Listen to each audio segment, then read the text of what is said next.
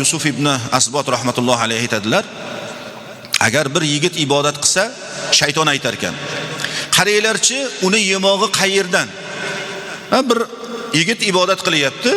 Shu ibodat qilayotganida shayton o'zini atrofidagilarga, sarkardalariga aytar ekan, qatdan yeyotganiga qaranglar deykan. Agar yeyotgani halol bo'lmasa, shayton aytar ekanki, qo'yuringlar uni deykan.